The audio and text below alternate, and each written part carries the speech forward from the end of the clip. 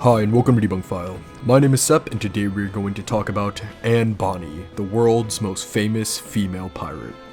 In all of recorded history, few eras are as glamorized as the Golden Age of Piracy. That phrase conjures up images of grand sailing ships, men jumping from ship to ship in dramatic fashion, and fabulous treasures being plundered. Thousands of pirates operated across the globe during this era, from the Mediterranean Sea to the American colonies. But for most people, piracy was most infamous in the West Indies, better known as the Caribbean. This golden age bore witness to quite a few notable seafaring plunderers, such as Blackbeard, Captain Kidd, and Henry Morgan, men who have become immortalized over time. But one of the most famous pirates during this era, or perhaps any era, was a young woman who went by the name Anne Bonny. Along with her friend Mary Read, Anne was infamous for being one of the few women ever convicted of piracy in all of recorded history. Anne also vanished from all historical records shortly after being captured, fueling centuries of speculation and theories. Although Anne had a relatively short pirate career of only 2 months, her legend lives on, still going strong 300 years later, as evident by her frequent appearances in popular culture. She's appeared in countless pirate films from the 1940s onwards, and made a minor appearance in the influential pirate novel On Stranger Tides, along with various other pirate books. The widely beloved video game Assassin's Creed 4 Black Flag prominently also features Anne. Anne also appeared in the original Pirates of the Caribbean ride at Disneyland, California, and other Disney parks, in the form of background art, and may even make an appearance in the Pirates of the Caribbean film series in the near future. While Anne remains an extremely popular pirate figure, we really do not know much about her. 3 long centuries have passed since Anne's arrest, conviction, and mysterious disappearance. Those 3 centuries have provided ample time for people to develop their own stories about her. Just about anything you could say about Anne Bonny has been said at some point. Some have said she was a cold-hearted woman, basically a high-seas serial killer. Others claim she was a kind-hearted queen of the pirates, treating others with compassion and respect. A few called her a violent lesbian sailor, and others viewed her as a working-class heroine, stealing from the rich like Robin Hood. It goes without saying that Anne's story is clouded by myth and legend, to a point where it is hard to grasp who she really was and what happened to her.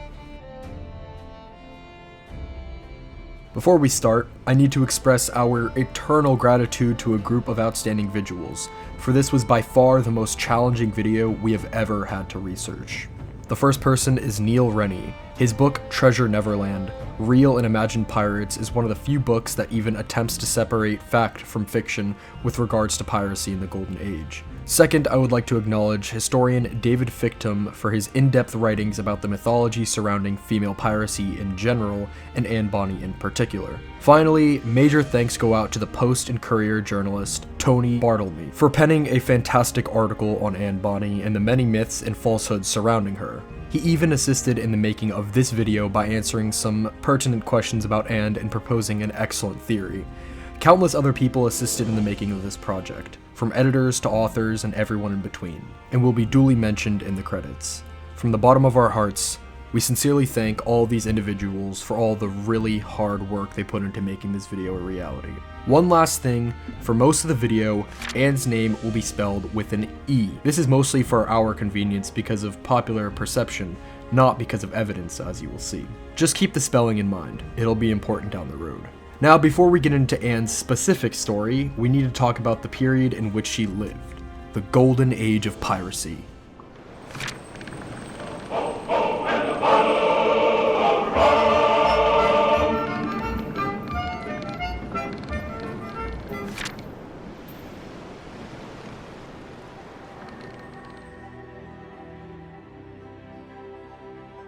The exact years that mark the beginning and end of the Golden Age of Piracy are hotly debated, but for this video, we will consider it to be roughly an 80-year time span, beginning around 1650 and ending around 1730.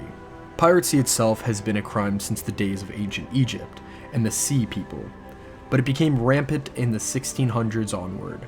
The specific years 1650 to 1730 were marked by a significant increase in trade to and from the colonies that made up the English, French, and Spanish empires. Unfortunately for them, these mighty empires did not have navies large enough to protect all their interests and assets.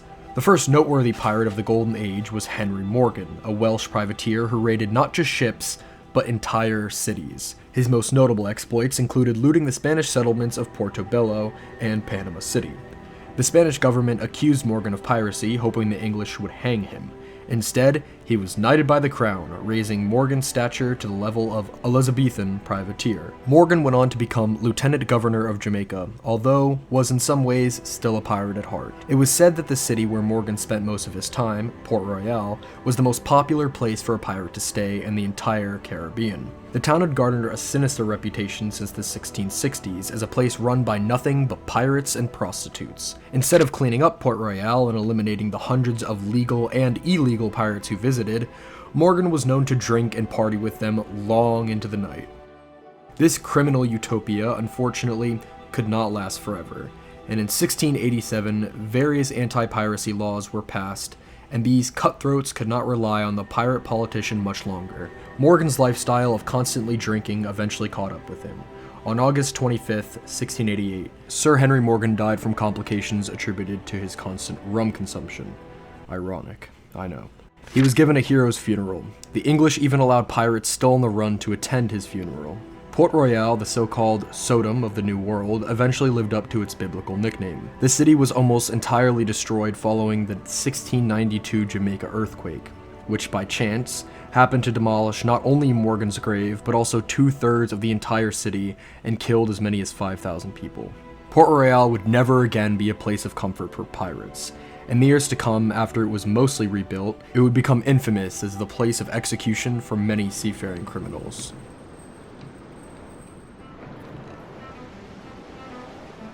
After Henry Morgan, the most influential pirate was, without question, Henry Every. Every was initially an English sailor on board the warship Charles II when the crew mutinied. Following the mutiny, Every was named captain by the crew, and he decided the most profitable venture was piracy. The ship was quickly renamed the Fancy, and of course was chartered for the Indian Ocean. In August of 1695, Every managed to capture a massive Indian treasure ship called the Ganji Isawi, with a cargo worth 600,000 English pounds, roughly 99 million in British pounds today. With all that treasure stolen, Every soon departed the Indian Ocean and headed to the Caribbean island of New Providence in the Bahamas. Every was one of the first notable pirates to stay on the island for an extended period. He then secretly returned to England, never to be seen again, becoming one of the few pirates to escape the law despite an intensive search from the English government. Soon after, Every became the stuff of legend, inspiring countless stories. In 1709, the first biography of Every was released, called The Life and Adventures of Captain John Avery. It set the standard for future books about piracy, that being almost entirely fictional. Everything from his surname being changed to Avery to his deeds were made up, but it was a big financial success regardless, so these lies quickly became accepted fact. Over time, the lies became even more extreme.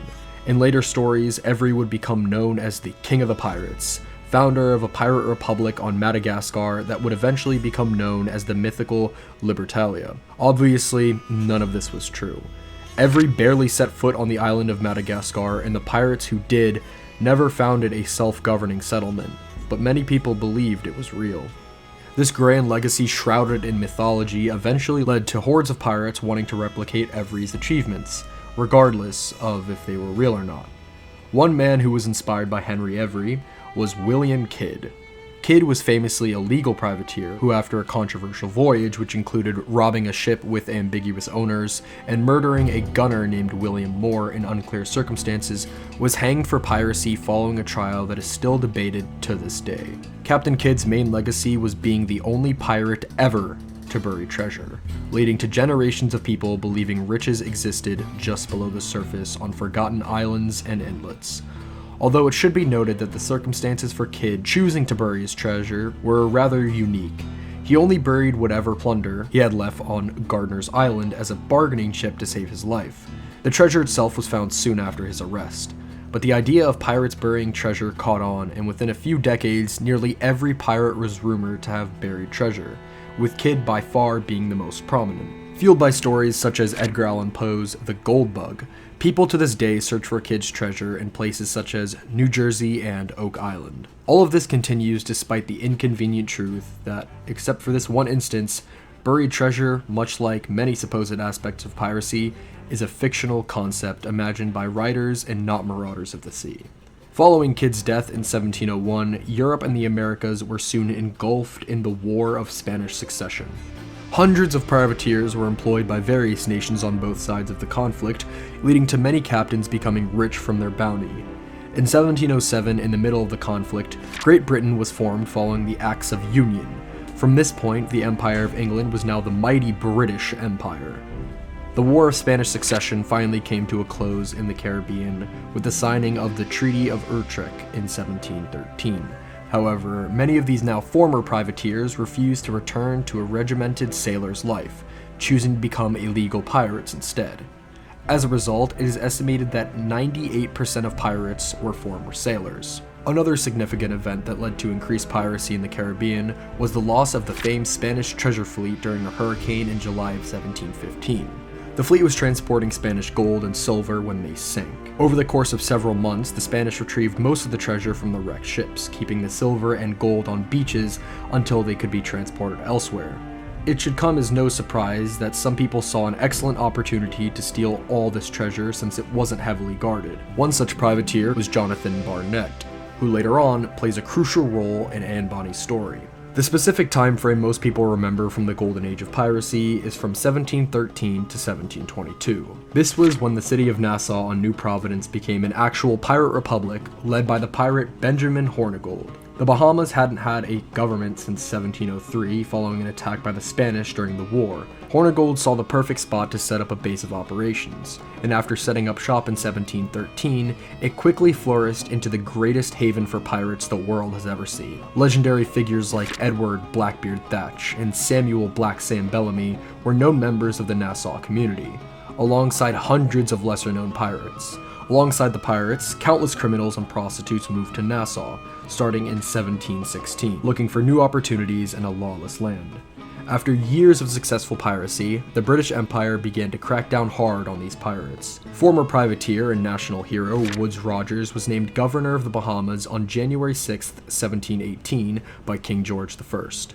Rogers was a shrewd man, having captured a Spanish treasure ship during the War of Spanish Succession, and pacified the remaining pirates on Madagascar. He was the perfect man to get rid of the Pirate Republic. After arriving on July 22nd, Rogers managed to destroy Nassau entirely through using diplomacy. He came bearing a gift, a pardon straight from the king to any pirate who was willing to quit the profession. There was no catch. They could return to whatever life they had lived with all the ill-gotten gains they had gathered, provided that they never again returned to a life of piracy. Many, such as Hornigold and Jennings, accepted, and those who did not would face the wrath of the British Empire. Famous pirates like Bellamy and Blackbeard were killed in the following years, either by the Royal Navy or from powerful hurricanes that often appeared without warning. Some pirates like John Auger were even hunted down by former comrades like Hornigold. After taking the king's pardon, some former pirates saw more money in being pirate hunters than actual pirates. In 1719, a true king of the pirates emerges. His name was Bartholomew Roberts. Most people probably know him via his nickname Black Bart, but this name was not given to him until centuries after his reign of terror. Roberts was a sailor on a slave ship called the Princess, until it was attacked by the pirate Howell Davis. Roberts joined Davis's crew soon after the attack. It was quite common for sailors on looted ships to join a pirate's crew, willingly or not. After Davis was murdered in an ambush on the island of Principe, Roberts became captain. Roberts quickly became the most successful pirate during the Golden Age, capturing dozens of vessels over his career. Some say it was in the hundreds. He was feared by both the British and French navies. At the same time Roberts was fighting empires, Woodes Rogers was fighting another type of enemy. After seizing control of Nassau, Rogers was constantly in fear of the pardoned pirates and criminals staging an uprising. After Hornigold captured John Auger, Rogers saw an opportunity to assert control.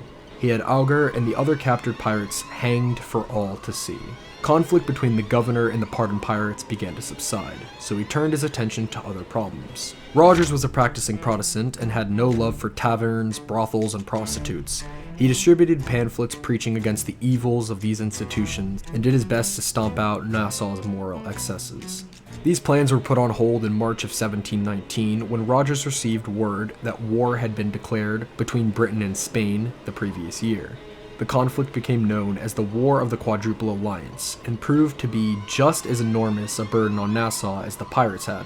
Upon the war's conclusion in February of 1720, Rogers went back to dealing with more mundane issues, including fighting prostitution.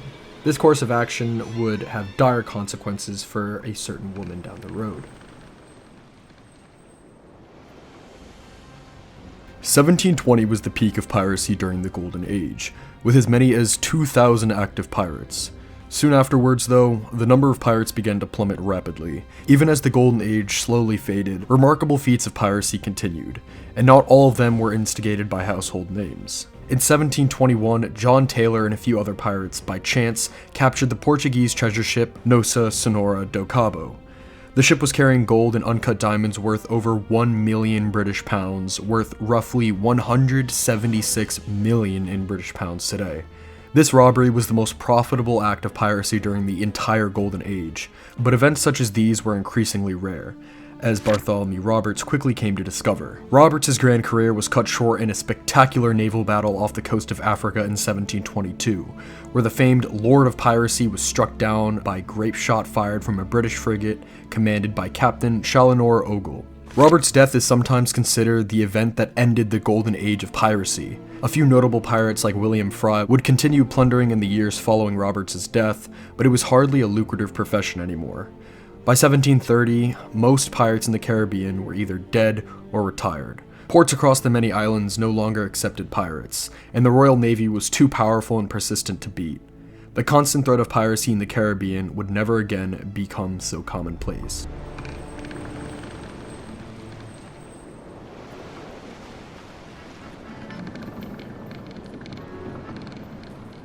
In 1724, piracy was a popular topic for writers in England, with countless novels and theatrical plays made about them.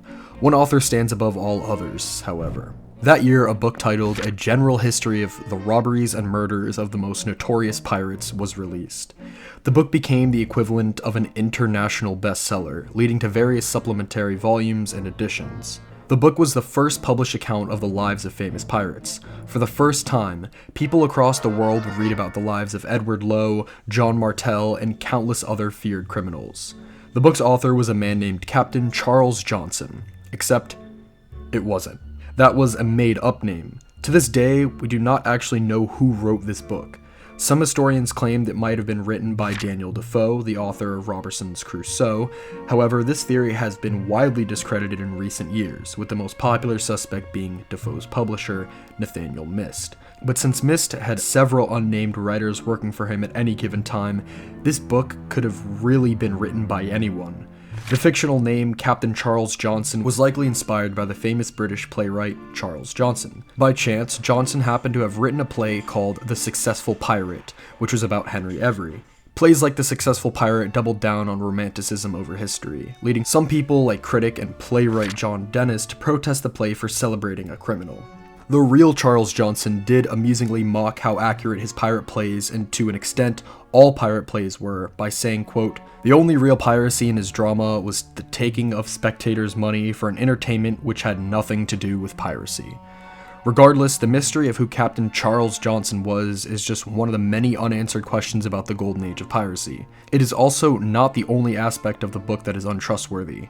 Many stories and details in the book cannot be fact-checked. The book comes with no sources cited, and sometimes the book contradicts official court documents that do state proven facts. At its worst, the book flat out makes up people. For example, one could go about reading Captain John Phillips, a real pirate, to Captain Misson, a pirate that was only real in Captain Charles Johnson's mind. These issues have led some critics to view general history of the pirates as more a creation of fiction than of fact. Regardless of how accurate general history of the pirates is, its influence is beyond question.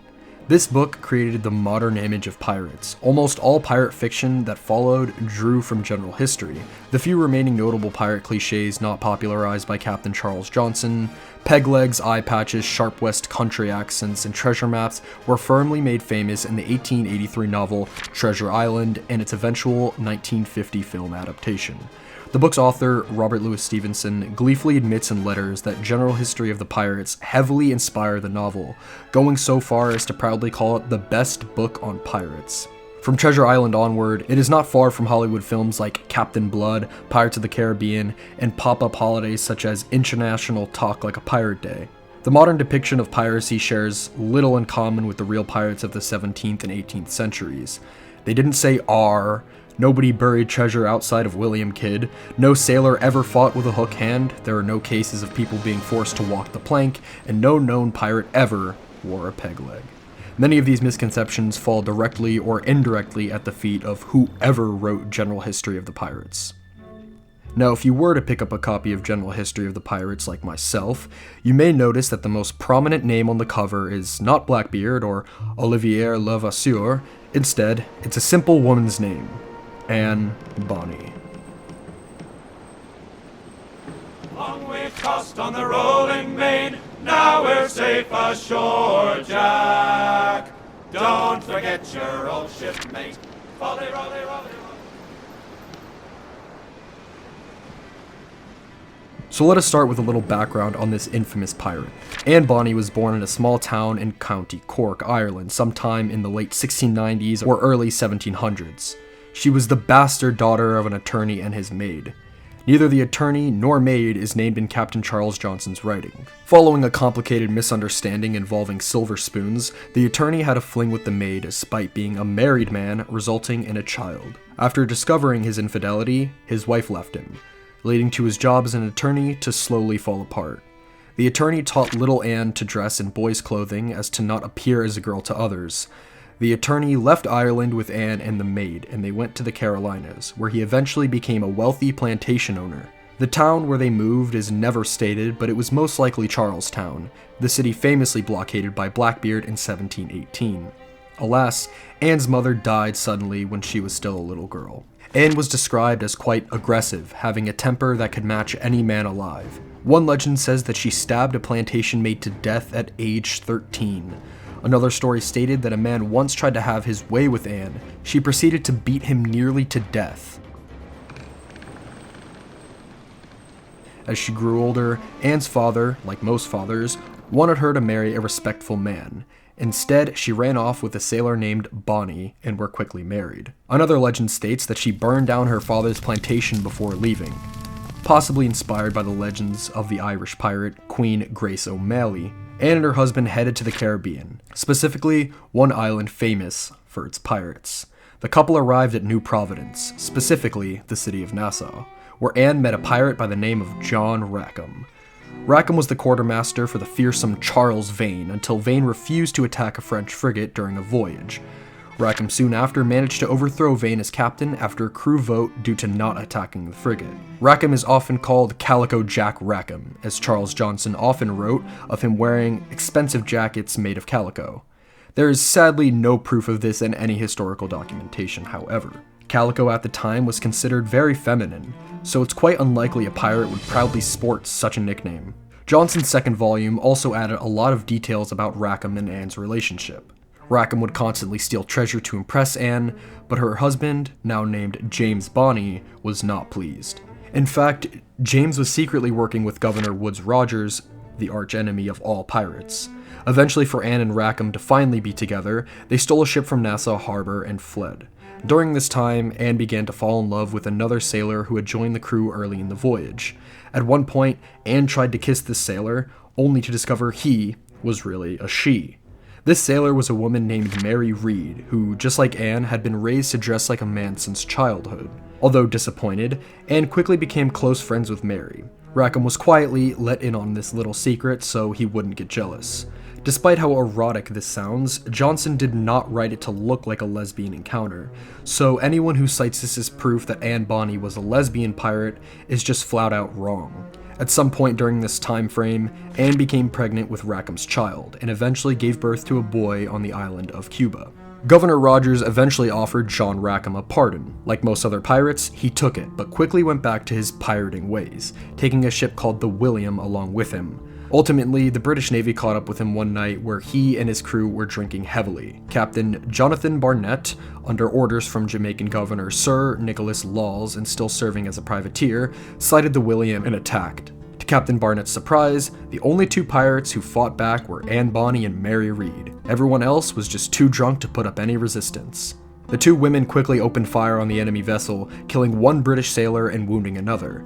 They valiantly fought back against the British for hours, with pistols fired and cutlasses drawn. In the end, though, the battle's outcome was never truly in doubt. Anne and Mary eventually surrendered to the astonished British sailors. Even though the battle was over, one more life was to be taken. Anne and Mary were outraged that John Rackham and his crew had not helped them fight Barnet and his men. In a fit of rage, one of the women shot a fellow pirate dead in retribution for Rackham's cowardice. Rackham and his crew were taken to the Spanish town on the island of Jamaica. There, the entire crew was sentenced to death for piracy. Anne got to see Rackham one more time before his execution. Anne bluntly told him, "If you had fought like a man, you wouldn't hang like a dog." When it was time for Anne and Mary to be sentenced, the two ladies had a trick up their sleeves. Both women said that they were quick with child. Under British law, it was unlawful to hang a pregnant woman. Both women were inspected and found to be pregnant, and because of the law, their executions were postponed temporarily. The plan was to hang Anne and Mary after they gave birth, but this never came to be. Mary Read died of a violent fever while still in prison. Anne Bonny's fate was far more mysterious. Captain Charles Johnson concludes her chapter in his book by writing this: "She was continued in prison to the time of her lying in, and afterwards reprieved from time to time. But what has become of her since, we cannot tell. Only this we know, that she was not executed."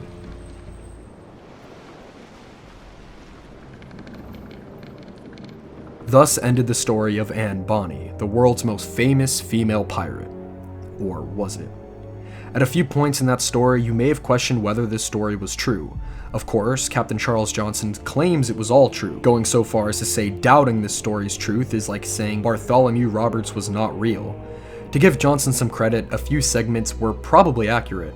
Rackham did work under Charles Vane until he removed him as captain. Rackham did sail around as a pirate before accepting a pardon. Rackham did certainly steal a ship and go on something of a crime spree before his capture at the hands of Jonathan Barnett. But certain parts of the story, such as being privy to how Anne was born and specific quotes from the pirates themselves that no one had ever referenced until the publication of General History, is a bit fishy. It all reads like literature and not real-life history. In fact, Anne and Mary's childhoods are remarkably similar to the childhood experienced by the title character from Daniel Defoe's 1720 novel, Moll Flanders. To make matters even worse, the later editions of General History added so much additional information about Anne Bonny that cannot be factually proven. The very sketches of Anne Bonny and Mary Read were also changed in later editions, from drawings that resembled the court transcripts to sexier versions that had literally no basis in reality. When questioning the book's integrity, it is best to consult actual documentation to see what truly happened. The problem with that is, there are very few pieces of documentation about pirates in general, Anne Bonny especially. In fact, I can only find 4 pieces of documentation about her, so let us discuss that. Anne's name first appeared on September 5th, 1720. On that day, Governor Woodes Rogers gave a proclamation that was later recorded in the Boston Gazette. The proclamation recounted the theft of a sloop from Nassau Harbor called the William on August 22nd, and the acts of piracy the crew was committing. The ship was described as being 12 tons, carrying 4 cannons, 2 swivel guns, and initially captained by a man named John Ham. Interestingly, this proclamation contradicts Johnson's account, as he describes it as a 40-ton ship commanded by Captain John Hayman. And this is not the only notable contradiction. Rogers' proclamation also named 8 of the William's 14 crew members. Rogers also noted that the ship was taken over by 12 men and 2 women, and identifies the women as Anne Fulford, Elias Bonny, and Mary Read. A crucial part of Johnson's story is that Mary Read disguised herself as a man, and this secret was only discovered upon her arrest. If Governor Rogers knew their names long before they were captured, then Johnson's tale of cross-dressing pirates is a complete fabrication. The fact that Anne went under the name Fulford is interesting, suggesting she perhaps used aliases during her short career. The October 10th issue of the Boston Gazette briefly mentioned John Rackham commanding a crew of 12 men and 2 women. No names are stated, but it is clearly referring to Anne Bonny and Mary Read, showing that countless people in the American colonies were aware of these female pirates. The next time Anne Bonny is mentioned is in a 1721 trial pamphlet called The Trials of Captain John Rackham and Other Pirates. This pamphlet acts roughly like a court transcript. This transcript is largely where we get most information about Anne, and it contradicts Johnson's account heavily. Following the August 22nd theft of the William, Rackham and his crew went on quite the crime spree, robbing 7 fishing boats, attacking 4 sloops, an unknown ship, and 1 schooner along with some petty robbery. Governor Rogers sent 2 large sloops after Rackham, but they were not responsible for ending his career. The final showdown with Jonathan Barnett went down very differently in reality. Barnett was merely sailing along when another ship captain told him he saw a sloop fire a cannon, so he went to investigate.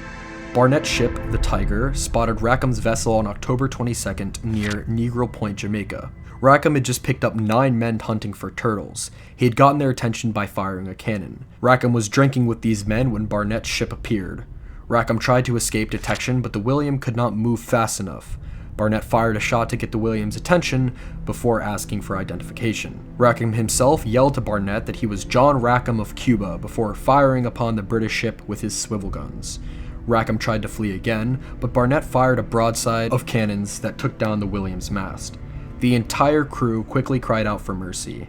There is no mention of anyone dying or 2 women heroically fighting back against overwhelming odds. The pirates were taken to Jamaica and promptly put on trial.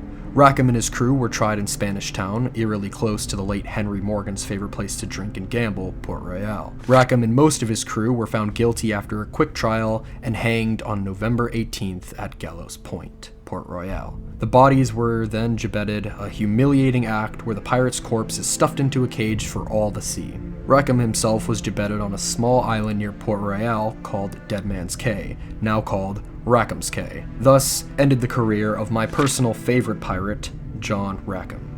A rather pathetic pirate who never robbed a treasure ship or struck fear into the hearts of many. He couldn't even garner admiration from his peers. Instead, he stole from fishing boats and vessels far smaller than him before being beaten without much a fight.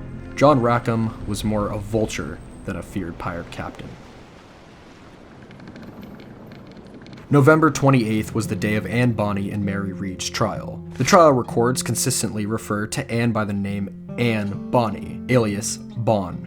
It seems nobody knew what her name exactly was, like how Blackbeard is sometimes called Edward Teach or Thatch. It's also possible that due to low literacy, nobody knew how to pronounce these names. The 2 women were described as spinsters from New Providence. This simply meant they were both unmarried and had been living in Nassau for some time. Although this does not directly imply either were born on that island. Both women pled not guilty and the trial officially began. In the shadow of what had once been Henry Morgan's haven for piracy, Anne and Mary now stood, waiting for the trial outcome that would likely end their lives.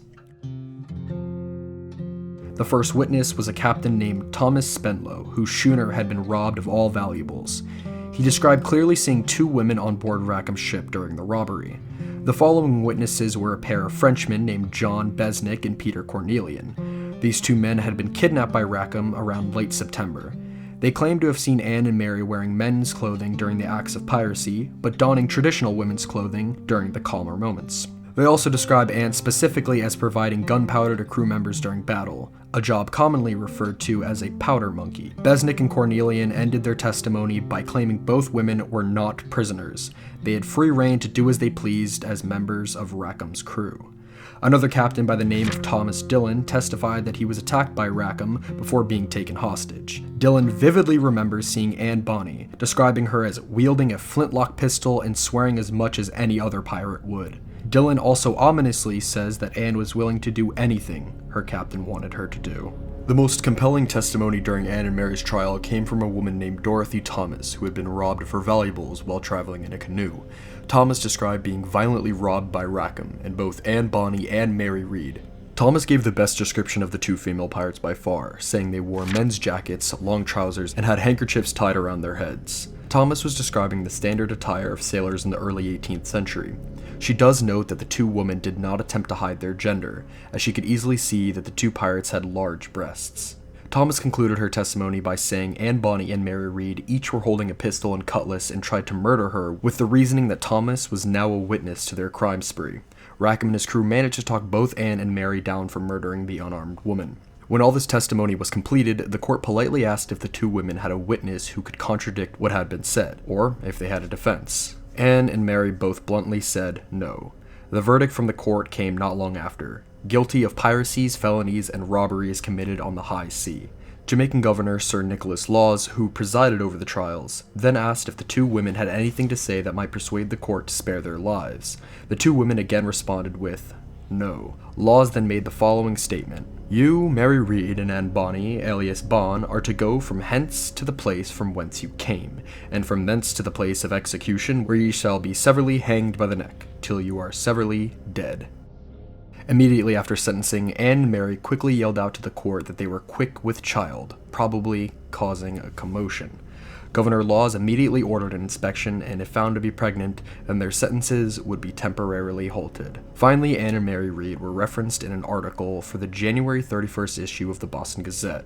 The article described the trial of John Rackham and how all his crew had been executed, except for two women who had pleaded their bellies. Once again, neither woman was named, but by now, most readers knew who they were. This newspaper article was the last mention of either Anne Bonny or Mary Read in any documentation or conversation until the publication of General History of the Pirates in 1724. As you can probably tell, there is a world of difference between the existing documentation and Captain Charles Johnson's likely tall tales. No mention of Anne's childhood came up. We cannot confirm if she was from Ireland, or that her father was a wealthy plantation owner in the Carolinas. The name Bonny itself is French in origin, while still being prevalent in Scotland and England. Anyone with the surname is not strictly Irish. Of interesting note, Bonny as a surname is mostly associated with Lancashire County, England. We do not know if Anne was educated or if she could even read. Nobody ever described what Anne directly looked or sounded like. The only description was of her clothing, so we do not know if she had red hair as commonly depicted. No mention is made of either woman masquerading as men or accidentally falling in love. None of the funny quips like Anne's last conversation with Rackham are mentioned. The transcripts never allude to any buried treasure, so popular tales of Anne, Mary, or Rackham burying some great plunder is most definitely a lie. Most notably, there is no mention of Mary Read dying in prison, or even the two being confirmed as pregnant. All that is written is that they claimed to be pregnant, although it should be noted that there is no record of either woman being executed, so the pregnancy claim was likely true.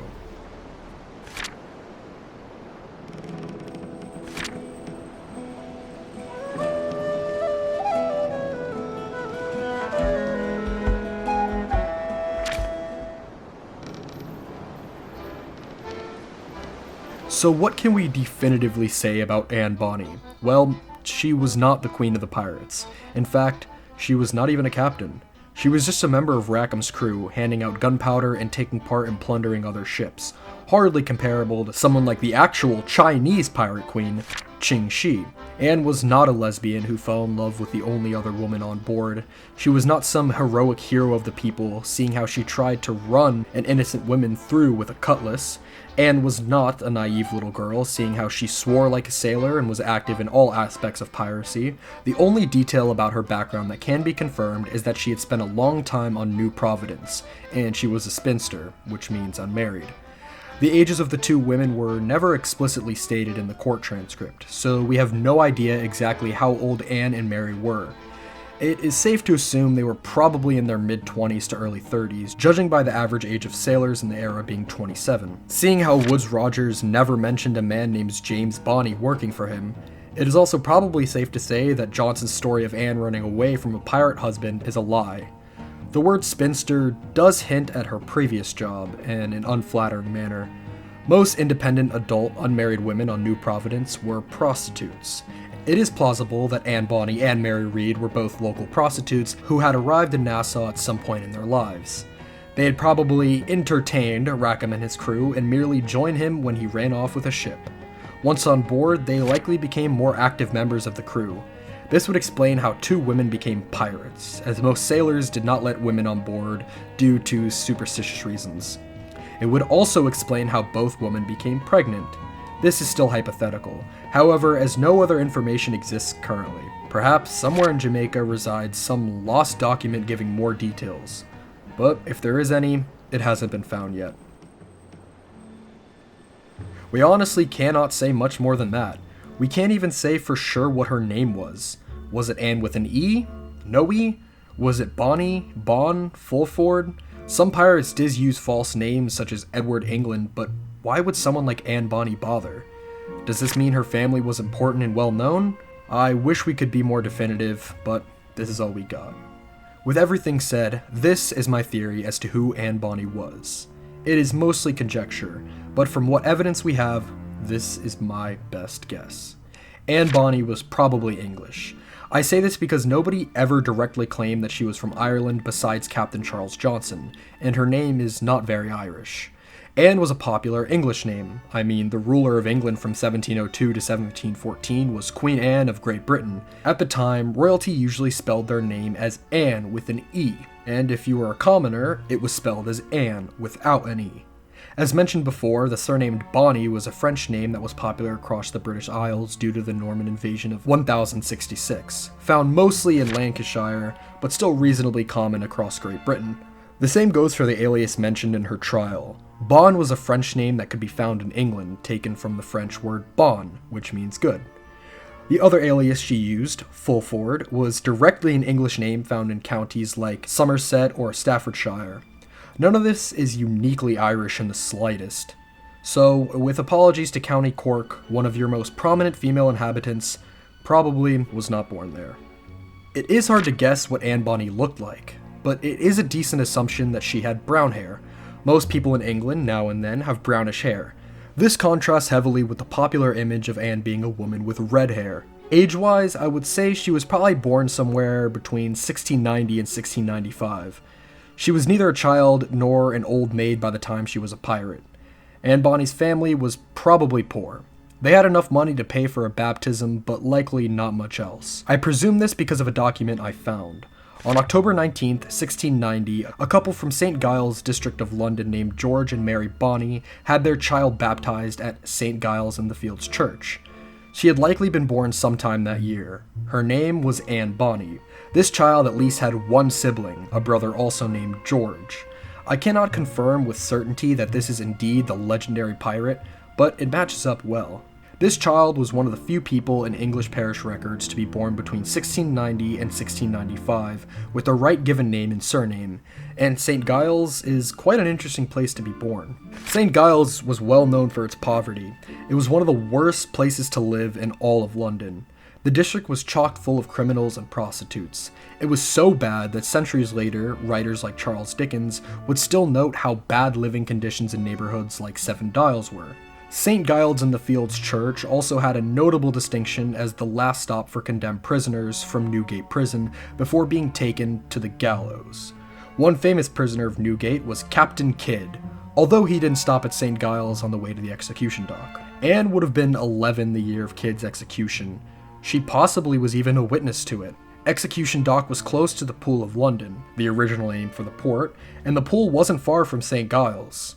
Again, if this baptized child is Anne Bonny, then she grew up poor in an area close to one of the busiest ports in Britain, and the spot where pirates were routinely executed.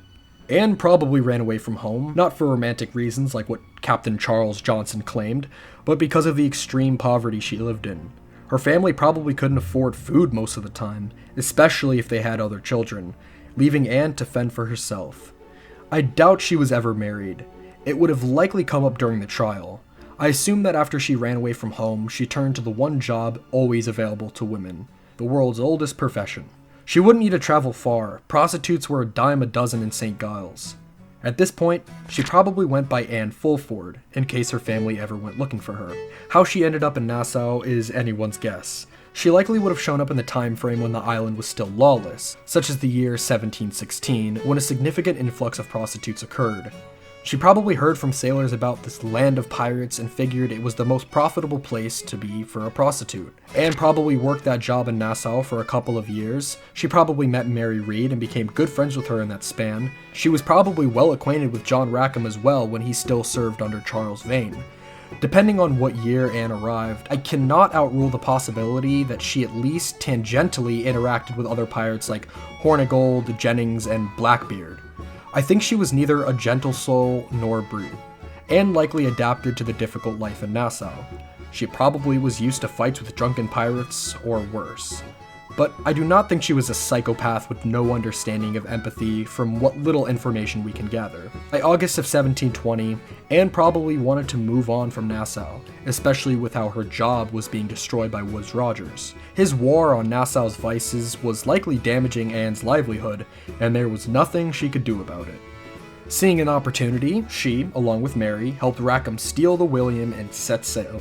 At first, the crew probably did not like having women on board, but if Captain Rackham vouched for them, it was a settled issue. The small size of the crew also probably played a factor. Anne and Mary proved useful in the 2-month-long crime spree, from passing gunpowder to gunners, all the way to directly being involved in plundering. Despite being a pirate, it seems unlikely that Anne ever killed anyone during her time with Rackham, or even before that. Anne's attire would have been a typical jacket, wide trousers, and a handkerchief tied around her head. She would likely not have worn any shoes. It was common for sailors to walk barefoot. During those boarding actions, she would have carried a typical naval cutlass and probably a flintlock pistol or two in holsters. During calmer moments, Anne and Mary changed from pirates' regalia to probably whatever clothing they wore in Nassau. They possibly still acted as prostitutes during those moments. Judging from how far along both women were in November, Anne and Mary probably became pregnant in August, just before or after stealing the William. They also may have performed more traditional womanly roles, such as cleaning clothing or mending the sails. I think Anne trying to kill Dorothy Thomas was not out of some bloodlust, but as a precautionary move coming from someone who knew how to survive. She knew a witness who would likely doom them to hang for all eternity, which turned out to be a correct assumption. So there you have it, a dark 20 to 30 some English prostitute turned pirate who was tough, but was not a violent maniac. I very well may be wrong, but as I said, it is the best guess I have from what little we have. Looking at all the media depictions of her, none really come close to this. There have been depictions of her that are reasonably accurate, like in the History Channel's documentary, True Caribbean Pirates. That version made Anne into a fierce 20-some brunette, but she is clearly Irish. The most accurate appearance is ironically Jean Peters in Anne of the Indies. Nothing about the character is accurate to Anne except the clothing, which is nearly spot on somehow.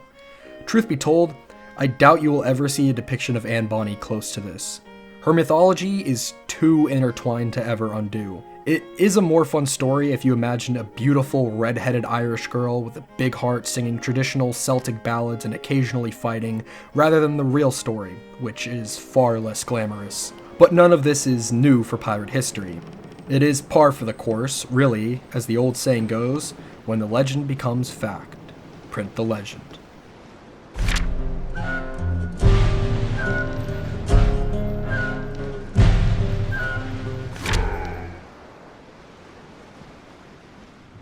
Now that we have at least a slight grasp as to who Anne Bonny was, we can finally examine the great mystery surrounding her. What happened to her? This is obviously a question that continues to baffle historians and journalists alike, as there is no shortage of theories. One obvious theory is that in the end, both women were hanged. Perhaps they were not pregnant, or more likely, they were executed after giving birth.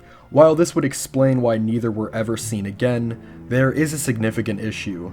There exist records for all trials held in Jamaica. Rackham's execution was, without a doubt, held on November 18th, 1720. Other trials and executions continued long after Anne and Mary's trial on November 28th.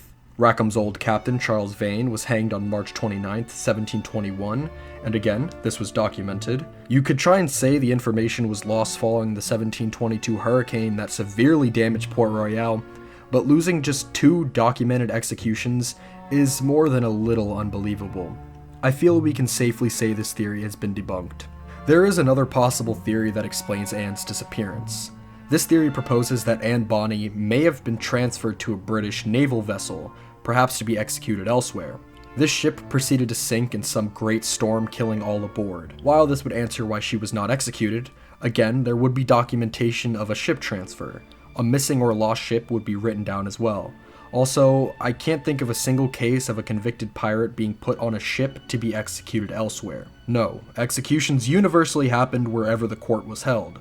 A transfer would only happen before the trial. For example, William Kidd was taken from New York to London before his trial, not after. Another theory, and it is flimsy, is that Anne managed to escape captivity. Look, the woman was described as capable and tough, but this is more than a little hard to believe. This one woman was going to take on the entire garrison of Port Royal with British warships in the harbor, and the whole population of Jamaica, who at this point viewed her as a violent criminal. I would sooner believe Jack Sparrow suddenly appearing with an army of ghost pirates than this theory. Not to mention, nobody ever claimed to have seen Anne or Mary for that matter after the trial. This theory is, albeit hilariously, debunked. One frankly outrageous theory is that Anne managed to get out somehow and returned to piracy. I cannot stress this enough. Nobody ever claimed to see her again. Even if she ran into a friend or someone she knew, a female pirate on the open ocean would be hard to miss, whether you're a pirate or the Royal Navy. The only way she could have continued such a career would be if she disguised herself as a man, and we already proved that never happened. Adding to the absurdity of it all, it was once claimed that she ended her pirate career by becoming a nun. Yes, because pirates were well known for becoming members of the church. Let us just say this theory overall is quite a stretch. Now here comes probably the most famous theory, and it is one that you will find sometimes accepted in places of academia such as Oxford University and popular websites such as Wikipedia. It is the family rescue theory, and it is very much a doozy. This theory is the perfect example of what history looks like when played through a game of telephone. Over the many years following Anne Bonny's disappearance, she became a highly romanticized character, mostly because of her gender. A common theme of Anne's story became one of dashing romance on the high seas. She became the archetypal female pirate, possibly inspiring such literary figures as Fanny Campbell.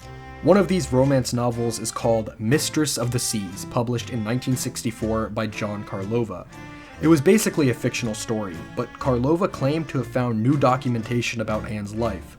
Karlova conveniently never did show these documents to anyone during his lifetime. Also, despite supposedly having documents, this Anne Bonny suspiciously acts with the values of the 1960s and not of the 1720s. Karlova tried to skirt around the issue by saying when viewed in the framework of her own time, Anne Bonny was not that different from the independent women of the 1960s. Karlova added a lot to Anne's story, from an American Indian friend named Charlie Fourfeathers to Anne attempting to rescue the historical pirate, Stede Bonnet, from his real-life 1718 execution. One very notable claim by Karlova was that her parents were named William Cormac and Peg Brennan. This would be a difficult assertion to make, given that Ireland did not have a civil registration system of tracking births until 1864. Before then, births were recorded in parish registries, which are often vague and were frequently lost. To this day, nobody has ever found those names in a parish registry. Still, these names caught on like wildfire, leading to some claiming those names came from Captain Charles Johnson's book, which is false. He never identified Anne's parents. Karlova also added that Mary Read died in prison, but Anne was subsequently saved by a dashing Virginian named Michael Radcliffe, who she marries and spent the rest of her life with. This story was regurgitated countless times over the next few decades, with yet more dubious details added each time. In 2000, a book by Tamara Eastman and Constance Bond called The Trial of Anne Bonny and Mary Read was released.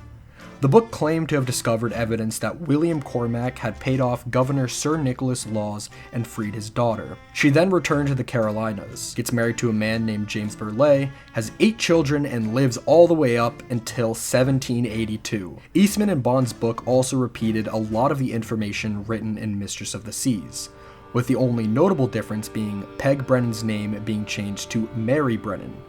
Eastman and Bond claim they'd found this information from documents belonging to Anne's descendants, but nobody has ever seen these documents in the 20 years since the book was published. Eastman later claimed these documents were lost in a fire after its publication. Awfully suspicious if you ask me.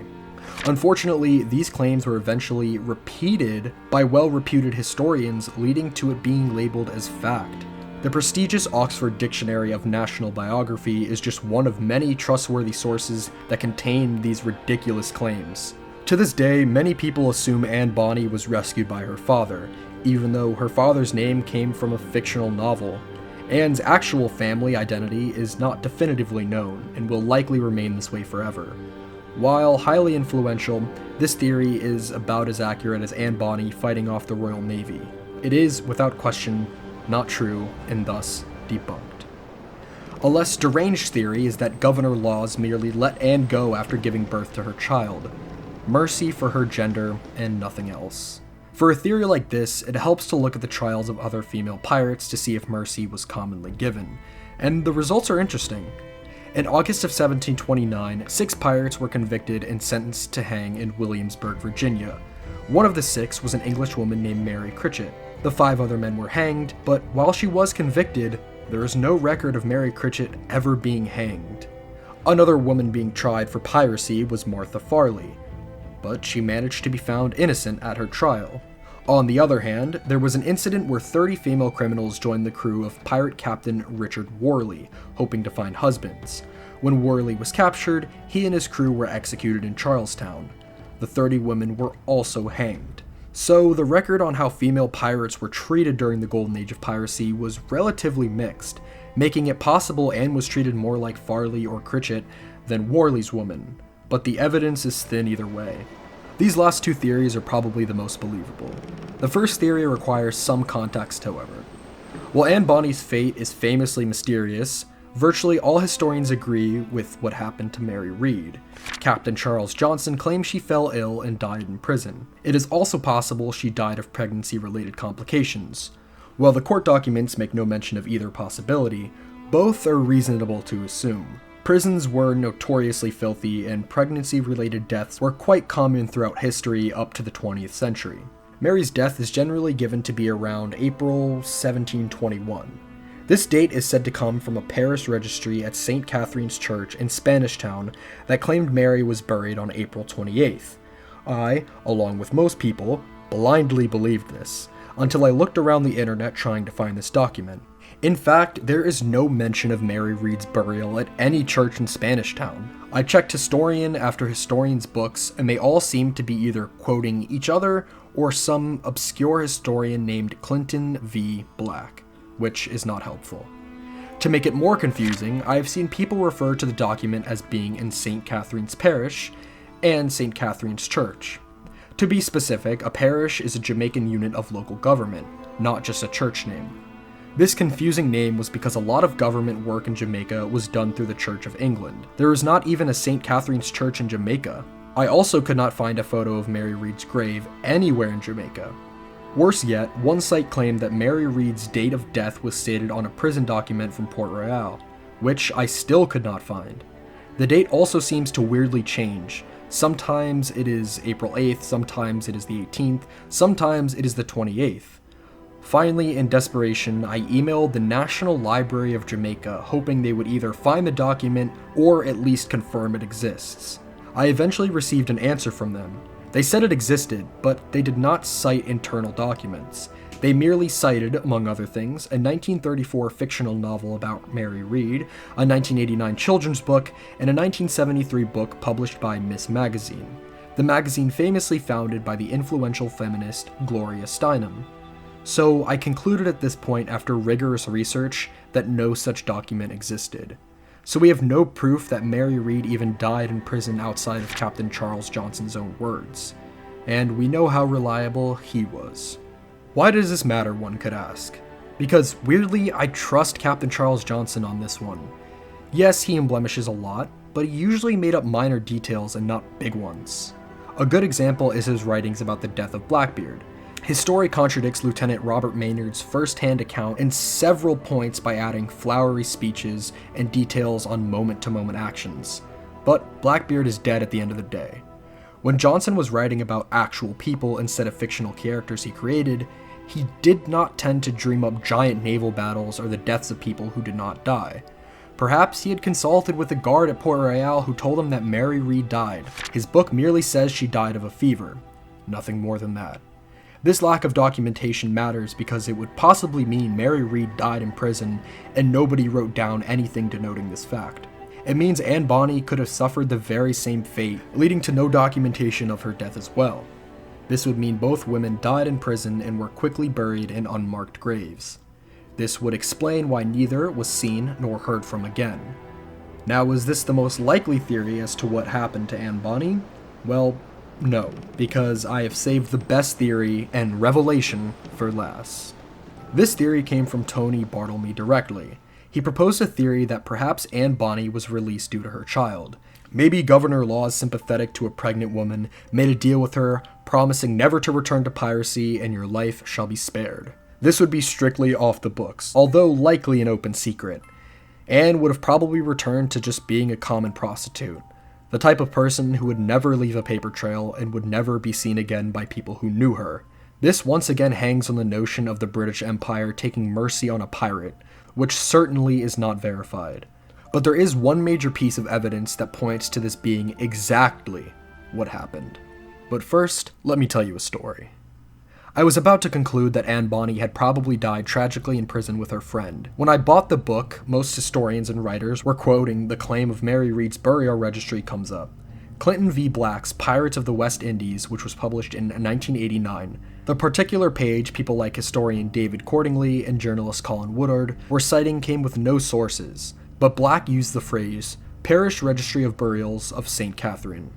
I noticed that the name was written a bit differently compared to the usual phrase of St. Catherine's Church or Parish. I searched for this phrase on the internet, which took me to a specific genealogy website. To my complete astonishment, I found a document from the Jamaican Church of England Parish Register listing burials in 1721. The only burial for April 28th was that of a woman named Mary Read, with the word pirate right next to her name. This document was authentic. Historians had been just quoting it wrong. So now I can prove, beyond a shadow of a doubt, that Mary Read died in prison and was buried on April 28th, 1721. I cannot confirm anything else about her, but this is still an important discovery. This discovery left me at a crossroads. The entirely plausible theory that Anne Bonny died in prison was now quite unlikely. Out of curiosity, I searched through the Church of England register, looked for evidence that Anne, like Mary, had been buried in Jamaica. It was mostly for laughs. I did not expect to find the mother lode of lost documents, finally solving one of the most enduring pirate mysteries. Except, I did. Tucked away in these burial documents was a listing for a woman named Anne Bonny. This woman was buried on December 29, 1733, in St. Catherine's Parish, Jamaica. The most likely spot of the burial was St. Iago de la Vega Cathedral, alternatively called the Red Church. This cathedral is also likely the place Mary Read was buried. There was no direct family listed, implying this woman seemed to have died alone, without a husband, child, or parents. Is this the same for the legendary Anne Bonny, the world's most famous female pirate? I would say quite possibly. The spelling is a significant hint. Most documents that mention Anne call her Anne without an E. There are other women buried in Jamaica with the name Anne Bonny, but they are all either interred before 1720 or a far-off date like 1793. It does not say what her occupation was or what happened to her child, but it lines up with what Tony Bartlemy proposed. Let go from prison and faded away into obscurity. It just seems like she never left Jamaica, choosing instead to make a living there. Can this theory be proven beyond a reasonable doubt? No, but it is highly convincing and has some real documented evidence to support it. Most people tend to believe the family rescue theory because of the romantic ending to her story. The notion of Anne being rescued by a soon-to-be husband and reconciling with a stern father, living out her days to the 1780s, witnessing the beginning of the British Empire's end, before passing away, is a lovely story. Ironically, her actual fate may not have been that far removed from that legend. This is what I think may have happened if this is indeed the burial record of the pirate Anne Bonny. Mary Read dies tragically in April of 1721. Governor Sir Nicholas Law sees a pregnant woman rotting in jail. Distraught that her close friend had died, takes pity on her. He makes a deal with Anne, never to return to piracy and you will be set free. Anne leaves prison and goes back to being a local prostitute in Jamaica. It is entirely possible that she was forced to stay in Jamaica as part of the agreement. The agreement was probably verbal and not written down. It's impossible for the wealthy or other high-ranking individuals of Jamaica to not know about it, so it wouldn't be like Anne was on the run. It would have been very much understood that this former criminal was now free by order of the governor. Anne's child's fate is unknown. It is possible the child died or that the British government took custody of the baby and put him or her in a foster home. Anne spent the next 12 years living an obscure life, unrecorded and unnoticed. It was not as luxurious as Henry Morgan's life had been on the same island decades prior, but for Anne, living was probably good enough. Jamaica was a massive slave-based colony, so being a white prostitute was actually not even close to the lowest level of society. She probably worked and lived in Kingston, where most of the sailors spent their money. Kingston had a reputation for drunk and violent sailors. In some respects, it was quite a bit like Nassau had been before the British Empire reclaimed it. Kingston wasn't much better off than the rest of the island, however. Jamaica as a whole was considered one of the worst places to live in the British Empire. Perhaps Anne was one of the few who felt home in this wretched place, due to how often colonists died on the island, plus the important value of a youngish white woman. It's not out of the realm of possibility that Anne was for a time married to someone, although no marriage record exists. If she was married, the marriage was dissolved by the time of her death. Anne lived long enough to see the Golden Age of Piracy come to an end in 1730. Hell, Anne even lived long enough to see Captain Charles Johnson write her legend. If she ever read it, that is. If she could read it, Anne was probably much amused by how inaccurate it was. On July 15th, 1732, Anne likely would have learned that an old enemy of hers has died. In the years following Anne's arrest, life had been pretty terrible for Woodes Rogers. Instead of being hailed as a hero, he was removed as governor of the Bahamas and even thrown in jail due to unpaid debt. After getting out of jail, Rogers' entire career was single-handedly saved by the publication of General History of the Pirates. Since the book championed his efforts to end piracy, he became a national hero once again. The new king, George II, even made him governor of the Bahamas again in 1728, but failing health eventually caught up to him. Governor Woodes Rogers died from poor health at age 53. Anne Bonny had managed to outlive the man who had done so much to end piracy in the Caribbean. It's unlikely she would have any kind words to say about him. During her last few months of life in 1733, she might have reflected on how everyone she had sailed with, along with almost every notable pirate of the era, was long gone. Killed by battle, the noose, and nature's own fury. At this point in her life, Anne probably moved back to Spanish Town. It was a smaller, quieter place than Kingston, an excellent place to rest if sick. While in Spanish Town, she likely got in good graces with a church, judging by the burial record. A church-going prostitute was probably not uncommon, but it's not entirely clear what her motivations would have been. Genuine penance for her crimes of piracy and prostitution? Merely hoping to secure a place in heaven as she was dying? Only she would know. Regardless of intention, she succeeded in securing a burial on consecrated ground. What actually killed Anne Bonny is up for debate. Any number of ailments could prove fatal on an island like Jamaica, whether it was an outbreak of an infectious disease like yellow fever, an all-year-round illness like malaria, or something related to her profession. It's impossible to say definitively. Mortality rates in Jamaica for colonists were infamously terrible due to these diseases. Other possible causes include alcoholism or tuberculosis. There exists no tombstone record for an Anne Bonny at the cathedral, whether this means she was buried in an unmarked grave with others recently deceased, or if the marker and papers were lost is sadly impossible to verify. Regardless, even if she knew her final resting place was to be marked or not, Anne was probably at peace in her last few days on Earth. As she lay, dying that cold December day, Anne Bonny probably had one thought on her mind. She did not die in a blaze of glory like Blackbeard or Bartholomew Roberts, and neither did she pay for her crimes in the way John Rackham or William Kidd had. But she succeeded in doing something none of those legends could do. Anne Bonny managed to escape the law and live out the rest of her life, just like Henry Every, the pirate everyone wanted to emulate. So that was the tale of Anne Bonny. We managed to dig deep into the ground and uncovered the truth in several spots, and we might have unearthed the greatest treasure of them all. Almost everything has been said about Anne Bonny, except for maybe this. Since 1720, Anne Bonny has been used a proxy for nearly every belief imaginable, as something women should or should not aspire to be, and just about everything in between. Looking back and judging the type of person Anne really was is difficult. On the one hand, she was, as the British said, an enemy of all nations, a criminal who got through her brief career on the misery of others. The people she attacked feared her. They saw a violent female pirate who could kill them in a heartbeat. Not a kind woman. On the other hand, one could argue the British Empire was the greatest pirate of them all, conquering entire countries for profit, exploitation, and control. One could look at Anne through those lenses and see a woman who managed to live an independent life many women dreamed of, even if it was for a fleeting amount of time.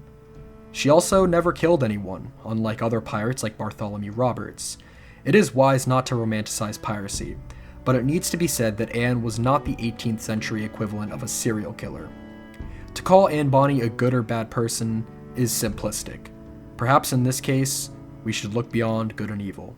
She was a simple human being, with beliefs, aspirations, and surrounded by people who cared about her. Her actions may not have been unique, but she managed to make her mark on history all the same. Yes, she never conquered a treasure ship full of gold, nor was she a true pirate queen, but in a way, she found the greatest treasure any pirate could have hoped for: immortality. A pirate almost as feared as Blackbeard himself, a name that has survived the ravages of time and will undoubtedly live on, never to be forgotten. She even lived long enough to see this legend begin and grow. I wonder what she would think of the long shadow she now casts across popular culture. Before we go, let us raise the parting glass to a true pirate legend and softly say, good night, and joy be with you all. Of all the money that e'er I had, I spent it in good company, and all the harm that e'er I've done, alas, it was to none but me.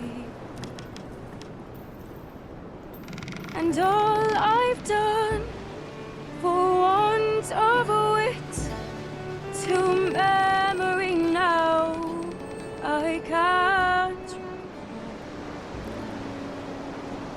So felt me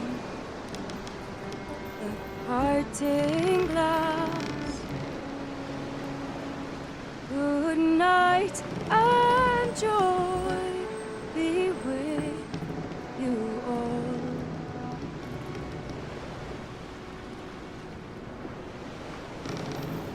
Oh, all the comrades that e'er I had, they're sorry for my going away, and all the sweethearts that e'er I've loved, they'd wish me one more day to stay. But since it falls unto my lot that I should rise and you should, I'll gently rise and softly call. Good night and joy be with you all. Good night and joy